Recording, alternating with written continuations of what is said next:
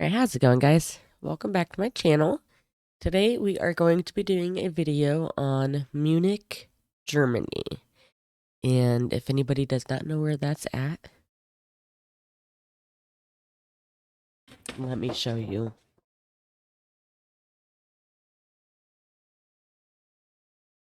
A handy dandy map. We have Germany right here. Oh, this is what's cool about this map. That whole area, my favorite area. And it has a little enlargement section for it. So Munich, Germany, right there. South Germany. Yeah, I'm gonna be hanging this on my wall and it look pretty awesome. That way we could get down to business and talk about more and more stuff. So, all right, guys. This video is by Samuel and Audrey, travel and foods videos. So, if you guys have not checked out their channel, please go do so. Definitely if you like the content that I'm about to react to. Alrighty, so that's about it. We'll get started. 5 things to do in Munich, Germany. The following is our Munich travel guide, and we have plenty of tips for your visit.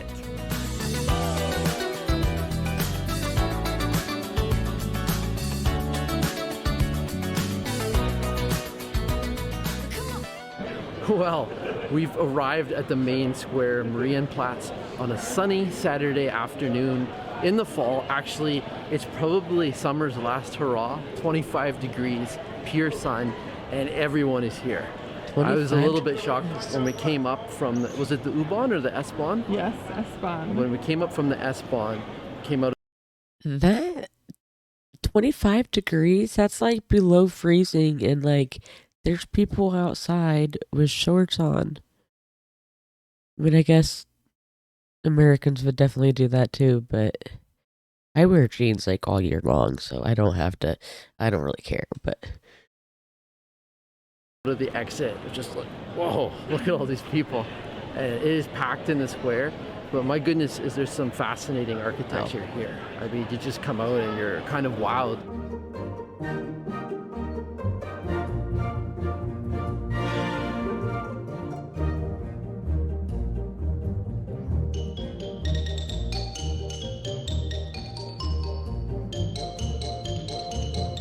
Marienplatz is Munich's central square, and there it looks like Walt Disney World, like our Walt Disney World in Florida.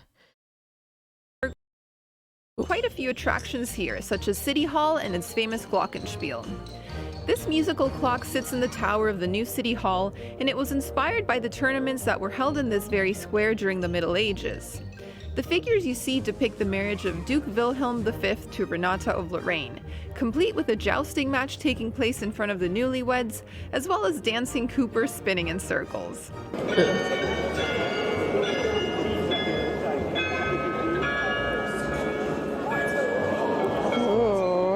The Glockenspiel rings every day at 11 a.m. and 12 p.m.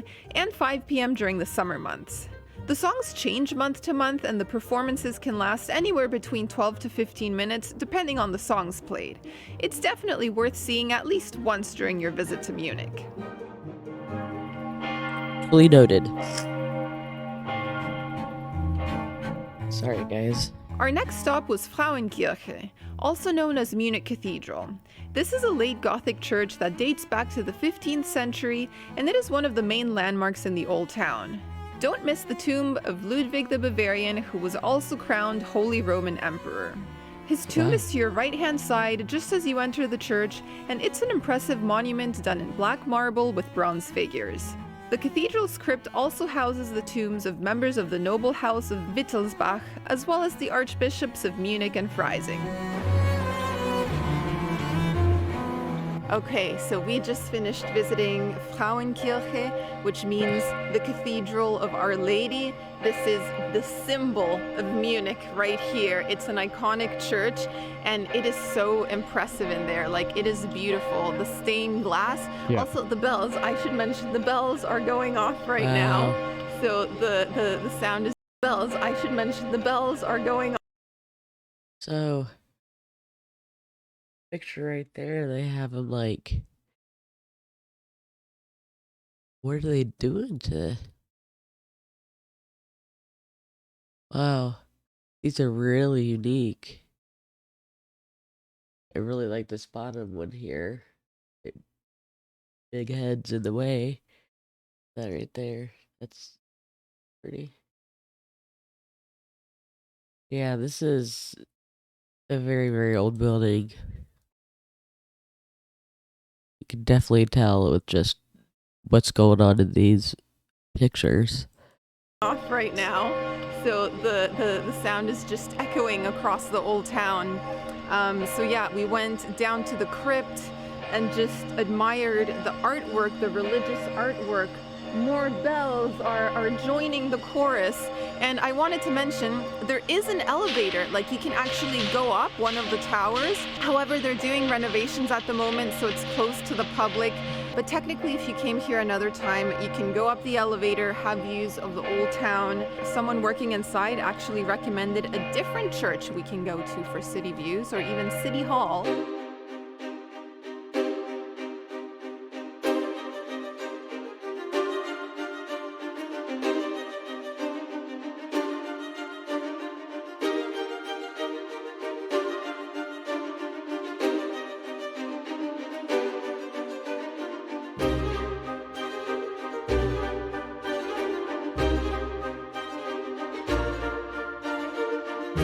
Wow.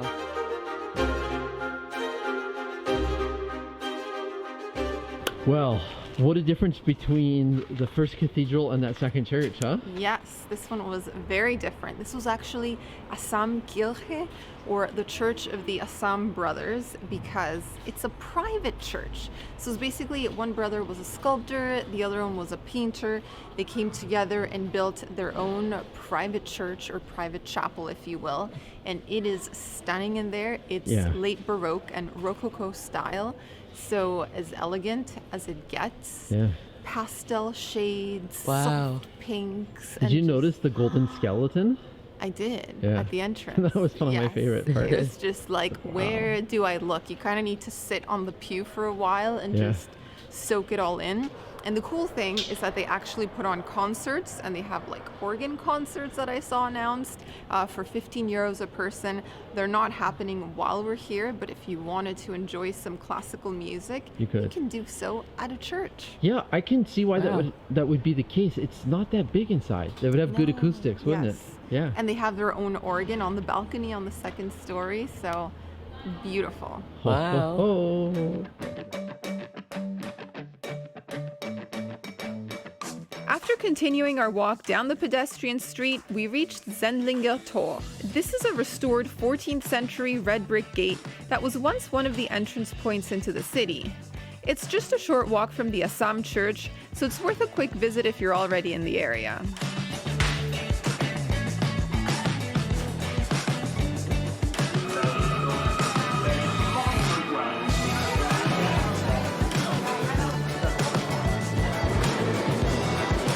We then hopped on the U-Bahn and rode the train to the Deutsches Museum Verkehrszentrum.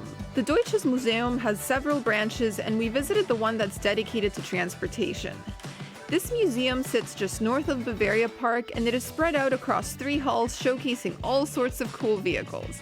Oh, My wow. personal favorite was this futuristic car that almost seemed What? inspired by space. Yeah, that's what I was thinking. My personal That reminds me of the Jetsons. I don't know if that was an American thing, but if you guys know who the Jetsons are, you know what I'm talking about. favorite was this futuristic car that almost seemed inspired by a spaceship. Wow.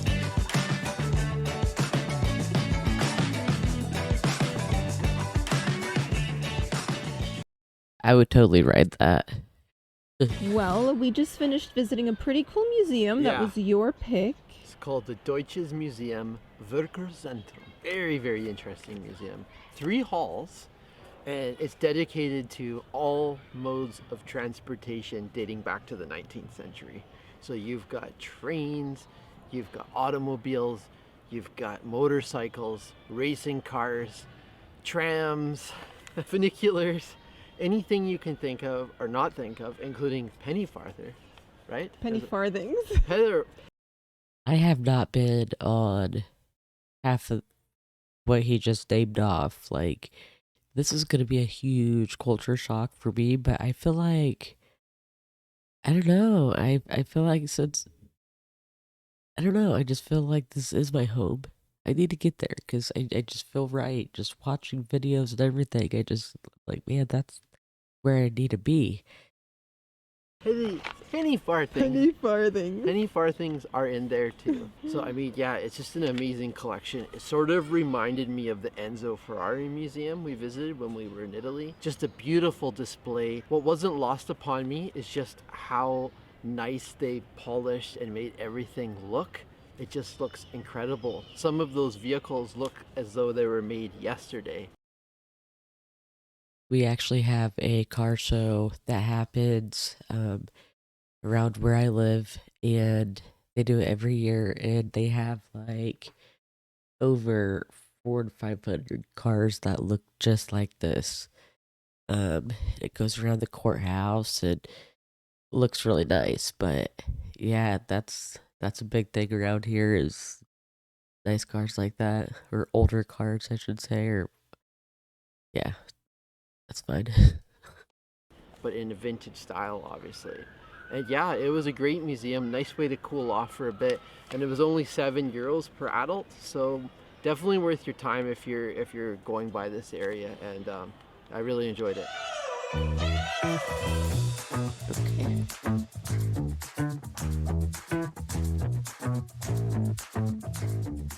Okay, so we made it to our next attraction. I thought this was a bit of a cool, artsy, urban stop.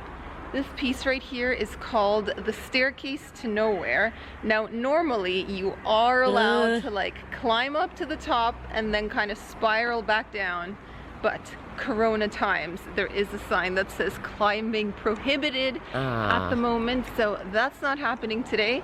But I mean, we still enjoyed coming here and being able to check it out, taking a few photos. It's pretty cool. Yeah, that's awesome. This art installation is the work of Danish artist Olafur Eliasson, and it sits in the atrium of an office building.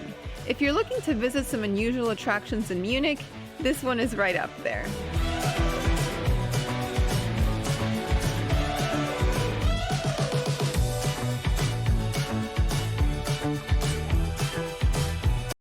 So really, we just have like days and days of just walking around because there's just so much. That's pretty much what we're gonna have to do, probably. There is a lot of stuff.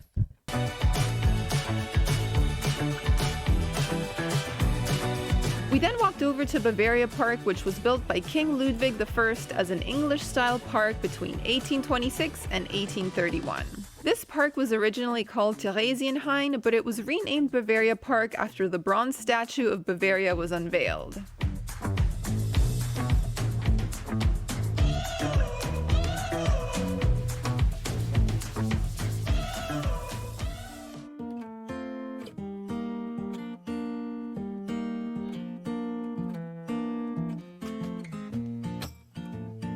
The next morning, we continued our exploration of Munich, this time starting off at Odeonplatz, which is a large square just north of the Old Town. We visited the Field Marshal's Hall with its impressive lion sculptures, and we also enjoyed the colorful art installation seemingly floating above the square.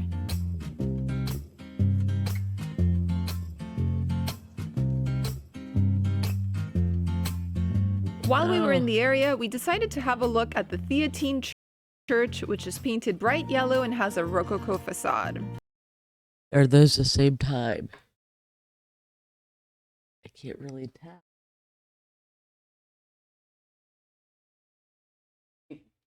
I think they are. If anybody knows, let me know. I'm just curious. Oh,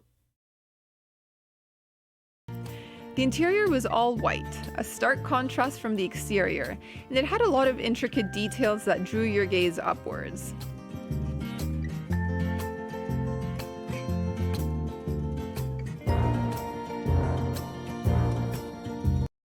that'd be perfect for a white wedding.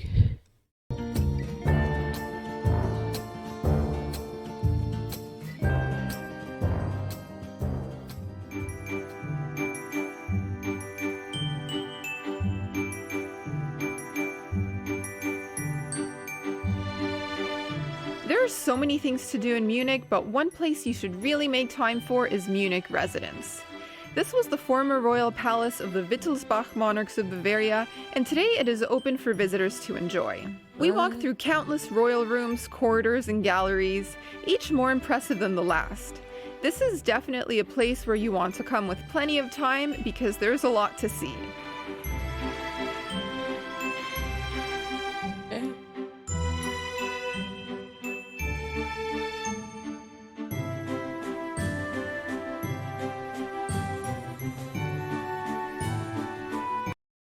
Although very pretty, that is definitely not my style. Like, I'm more of a. I guess I'm plain. I guess I would say. I'm pretty plain. I just like things simple and plain. Yeah, this kind of sucks. I'm getting older or something.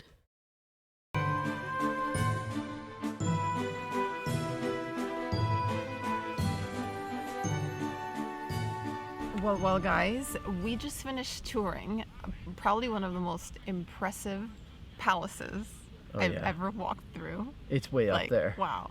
So, yeah, we visited Munich Residents. Yeah.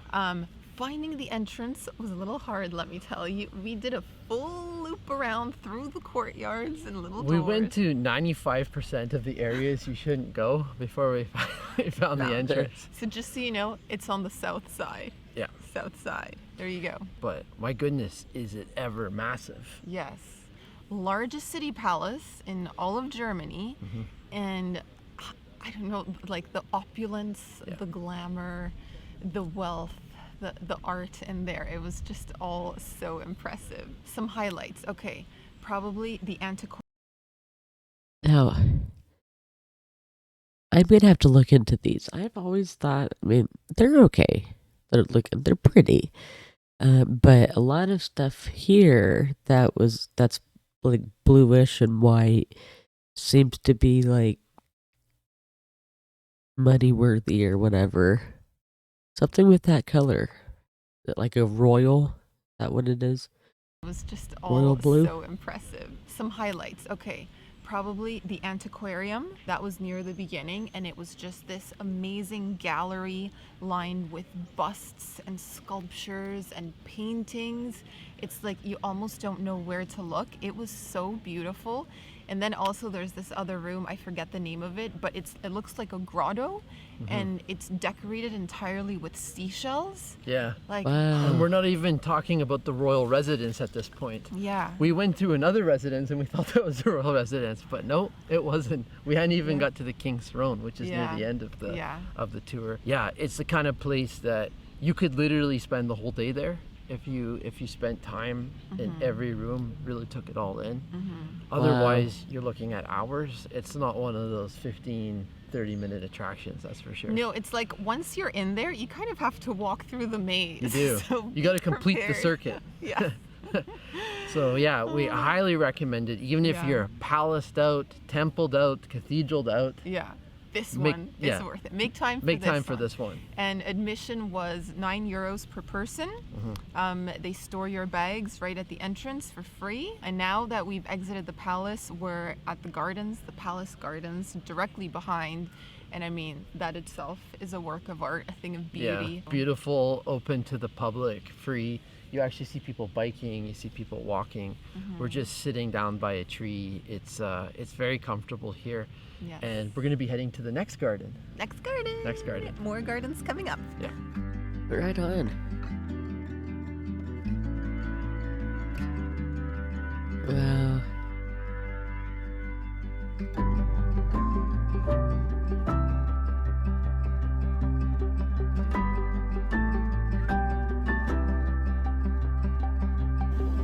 Sam, look at this one. I've never seen a duck like this. Yeah. Oh!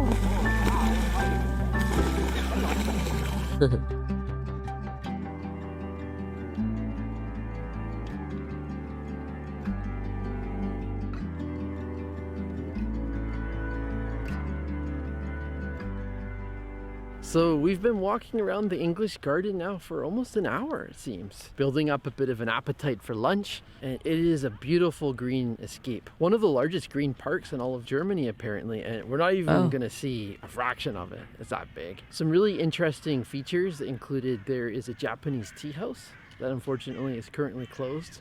We saw some ducks up close and personal. And yeah, we've noticed that people are kind of flocking towards the stream area, just hanging out, having a picnic, sunbathing. Clothing is apparently optional out here. We have seen a few nudists. Obviously not filming that, but you just take my word for it. But yeah, it's been a fun place to hang out, and now we've built up an appetite, so it's time for lunch. We couldn't possibly film a travel That's guide funny. to Munich without also mentioning the local cuisine. We do have a whole separate video dedicated to everything Yum. we ate in Munich, but some of the dishes we'd recommend trying include Schweinshaxe, a crispy pork knuckle that was served with potato dumplings, Spätzle, a cheesy noodle dish topped with crispy fried onions, and Kaiserschmarren, a dessert featuring fluffy scrambled pancakes with icing sugar and apple and berry sauce. So I've had my first bite. It kind of reminds me of something between a pancake and a flan, or like a pancake and a custard. Like it's got a bit of movement, a jiggly texture, can we say? Jello jiggly It texture. is very nice. A This is very flake. good. I don't know what that is. Guessing a Danish. Maybe The a following day, we decided to go in donut? search of some epic city views, which is how we ended up at the Neues Rathaus or New Town Hall. The main tower has a height of 85 meters and can be accessed by visitors via elevator.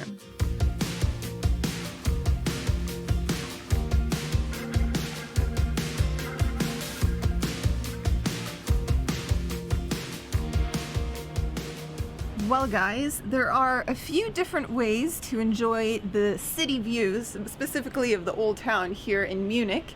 You can choose from church towers, church steeples, or City Hall. We ended up choosing City Hall just because there was no lineup. It's a Monday morning right now, and we just went, we bought our tickets, €6 per person, and then we got up here, and we are the only ones. Like, we basically have this whole place to ourselves, and yeah, it's pretty cool. It's not as scary as some of the other church towers and church steeples we've climbed recently. So yeah, it's pretty cool. You can see 360-degree views of the city, you know, all the red rooftops. You can see the old town, all the people walking around in the square. I'd say this is well worth it. What do you think, Sam? The views are incredible, and we didn't even have to do any work to get up here. It's all as elevators. We so, rode an elevator, no Wow. stairs. yeah, very efficient, and it's just great. It's always great to get a view of a city from above. I mean, it just gives you a whole different perspective. We've shown you quite a few churches in this video so far, and another very popular one is St. Peter's Church, sometimes nicknamed Old Pete. This is Munich's oldest church, and before the founding of Munich as a city in 1158, there was already a church in this spot, so the city is believed to have grown from this very place. St. Peter's Church houses the jeweled skeleton of Saint Munditia. what? She is believed to have been martyred in the year 310 AD, though her remains were transferred here from the Roman catacombs many centuries later in 1675. She is wrapped in a netting with encrusted jewels, and in her hand she holds a glass container filled with dried blood from her martyrdom. She is one of the main draws to this church. Oh wow.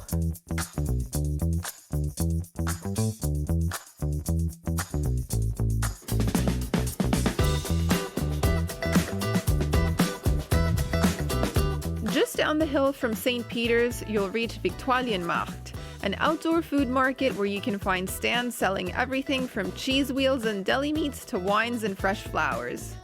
We actually came to the market to enjoy the beer garden, so here's a little taste of that. I love that Germany always has the cheese stuff right there. This whole area is absolutely cute. And it reminds me of a fair or a festival or something. You walk around and you hear music and you eat and you just have fun.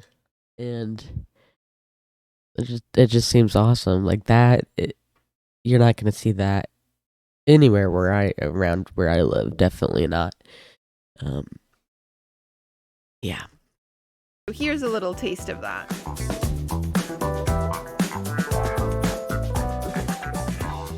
So this is the beef goulash, and it comes with dumplings, Semmeln, Knödel.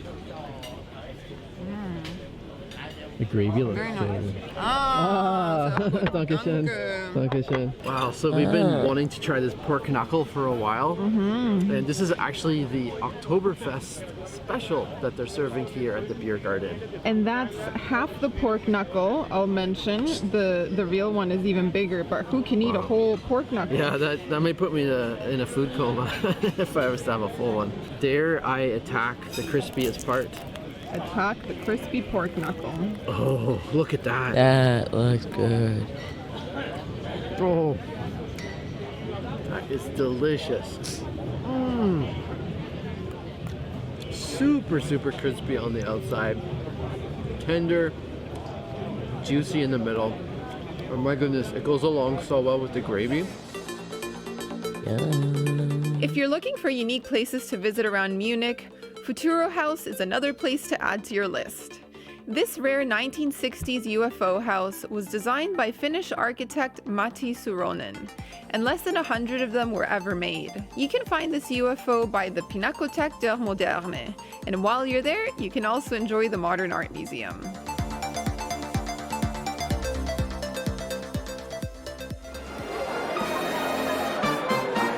If you're looking for a fun tour to do in Munich, we would highly recommend the Beer and Bavarian Food Tour, which took us to the Oktoberfest Museum and a few different beer halls over the course of the evening. We got to sample all sorts of beer along the way, including Helles, Dunkles, and Weissbier. Plus, we ended off the night at the Hofbräuhaus, which is the most famous beer hall in all of Munich.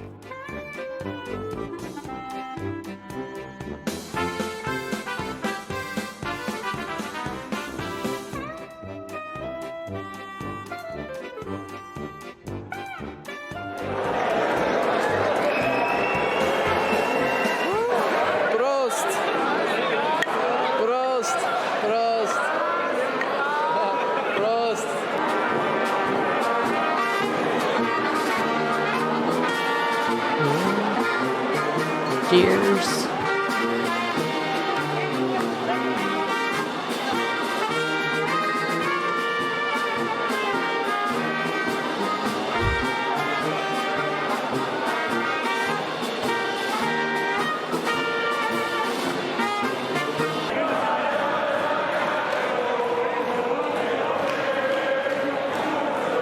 The atmosphere here, it's like going to a sporting event, a birthday party, and a beer garden, of course, all rolled into one.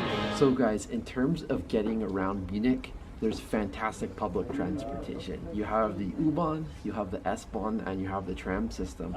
What we ended up doing was purchasing a weekly card in the M zone, and the system functions by zone. So M is kind of like the core area of Munich, and as you get further to the outskirts, you'd be in like zone 1 or 2 or 3. When you're like entering this into the system, into the machine at the train station, if you say where you're going, like where your hotel is, then it'll tell you what zone you're in. So fortunately, we were in zone M, and all the attractions we visited in the city have been in zone M. So it's been great. We've basically we got a whole week's pass for 1780 euros, unlimited usage, and it's just been a great way to get around. We've also done a lot of walking, obviously, but we take the S-Bahn into the center of town every single day. Cool. Beautiful. And that is our travel guide to Munich. From historic royal residences to centuries-old churches and lush green spaces to modern art installations, we hope this video gave you a few ideas of what you can see and do in Munich, Germany. As always, we only scratch the surface, so if you have any other suggestions of things to do in Munich that you'd like to share with fellow travelers, feel free to do so in the comments below. Thanks again for watching, and don't forget to hit that subscribe button if you want to join us in our upcoming travels across Bavaria. Tschüss!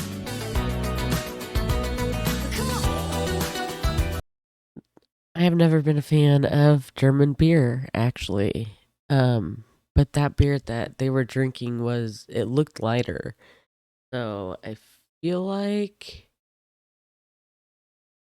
maybe I'm wrong. The lighter the drink, the not so heavy of a taste it is. Maybe I'm completely wrong. I don't know. But yeah. So Munich, Germany. I've never been there. Can't wait to go. And it will happen one day. It is on my bucket list. And I'm excited. But awesome. Thank you everybody for watching the video. If you liked the video, please give it a big thumbs up and subscribe so you don't miss out on any more content. I really, really appreciate it, and it just helps me to be able to bring more content to you. So I really, truly appreciate that. And then, as always, thank you, and you guys have a good day. Bye.